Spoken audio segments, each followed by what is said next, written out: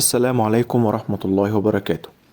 المحولات البحرية أو ما يعرف باسم المارين ترانسفورمرز، والموضوع ده بصراحة ملقتش حد بيتكلم عنه ولا بيشرحه في أي قناة عربية خالص، وكل الداتا والناس اللي بتتكلم عنه بتكون دايما أجنبية، مع إنه موضوع مهم جدا، وكل بس من المهندسين هما اللي بيقدروا يشتغلوا فيه وبيبقوا فاهمينه.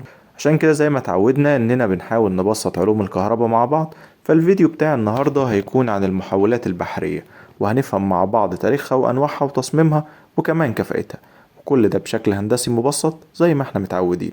معاكم مهندس محمد راجي، ودي قناة باور انرجي. يلا بينا نبدأ الفيديو.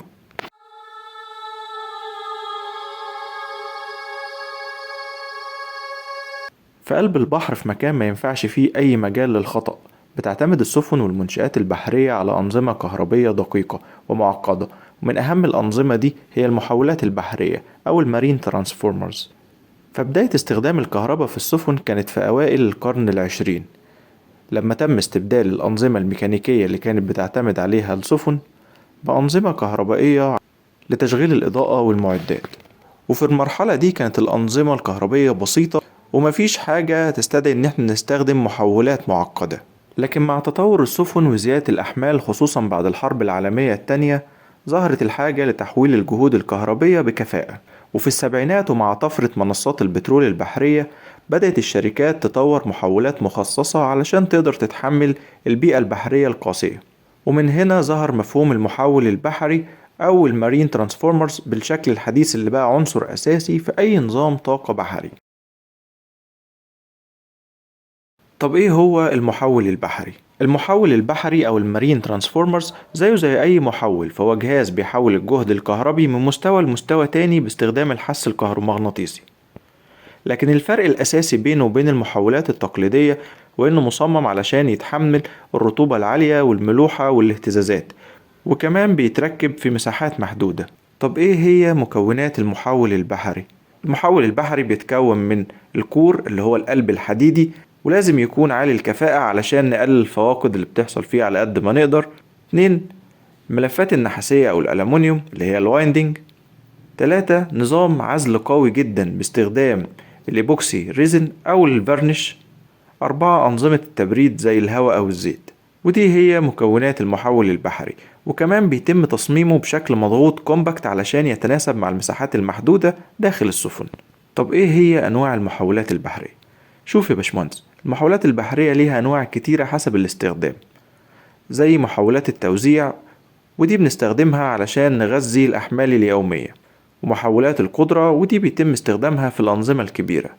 محولات العزل، ودي بنستخدمها للحماية وتقليل التشويش. ومحولات خاصة بالتردد، ودي بتوافق الأنظمة المختلفة. ده بالنسبة لأنواع المحولات البحرية طبقا للاستخدام. أما بالنسبة لأنواعها طبقا لطرق التبريد، فبتنقسم إلى المحولات اللي هي الدراي تايب، دي المحولات اللي بيكون التبريد فيها عن طريق الهواء، ودي بتكون أمان أكتر، نسبة الأمان فيها أعلى علشان بيكونش فيها زيت، وفي نفس الوقت الصيانة بتاعتها بتكون قليلة. أما النوع التاني وهي المحولات الأويل فيلد، ودي المحولات اللي بيتم فيها التبريد عن طريق الزيت. واختيار النوع من أنواع الترانسفورمرز دي كلها بيعتمد على مجموعة من العوامل، زي القدرة المطلوبة والمساحة وظروف التشغيل. نيجي بقى للجزء المهم واللي بيفرق جدا مع الشركات وبيميز محول عن التاني، وهو كفاءة المحول.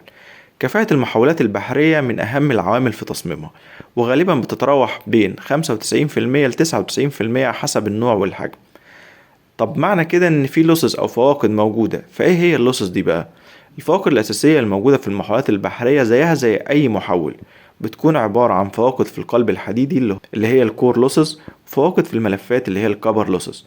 لكن في البيئات البحرية الحفاظ على الكفاءة بيكون تحدي اكبر بسبب الحرارة والرطوبة، علشان كده بيتم استخدام مواد عالية الجودة وأنظمة تبريد فعالة عشان نحافظ على الأداء. ومن الكلام ده نقدر نستنتج إن في تحديات كتيرة جدا بتقابل المصنعين للمحولات البحرية. طب إيه هي التحديات الهندسية اللي بتقابل المصنعين المحولات البحرية؟ لازم نعرف إن المحول البحري بيشتغل في بيئة من أصعب البيئات، فالرطوبة العالية دي ممكن تدمر العزل، والملوحة ممكن تسبب تآكل في المحول، ده طبعا بالإضافة للاهتزازات المستمرة اللي بيتعرض ليها المحول.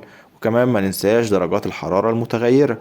وكل ده بيخلي تصميمه واختباره عملية معقدة جدا. وبما ان المحاولات البحرية من اهم انظمة التشغيل وتكلفتها بتكون عالية واي عطل فيها بيؤدي لخسائر كبيرة، فعلشان نضمن التشغيل الامن بيتم تزويد المحولات بانظمة حماية زي الاوفرلود بروتكشن اللي هو الحماية من الحمل الزائد، وحساسات الحرارة، والشورت سيركت بروتكشن اللي هو الحماية من القصر، وكمان بيتم تزويدها بأنظمة مراقبة مستمرة.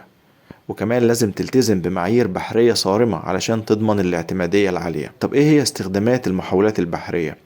المحولات البحرية بتستخدم في السفن ومنصات البترول، محطات الرياح البحرية، وأي نظام طاقة بعيد عن اليابسة. وفي النهاية لازم نعرف إن المحولات البحرية أو المارين ترانسفورمرز مش مجرد أجهزة، ده شريان طاقة لأي نظام كهربي في البحر، وأي عطل فيها كفيل إنه يسبب خسائر بالمليارات. وده يوضح لك أهمية المحولات البحرية. كده يبقى احنا وضحنا إيه هي المحولات البحرية وشرحنا تاريخها وأنواعها وتصميمها وكمان كفاءتها. فلو الفيديو عجبك اعمل لايك واشتراك علشان توصلك فيديوهاتنا أول بأول.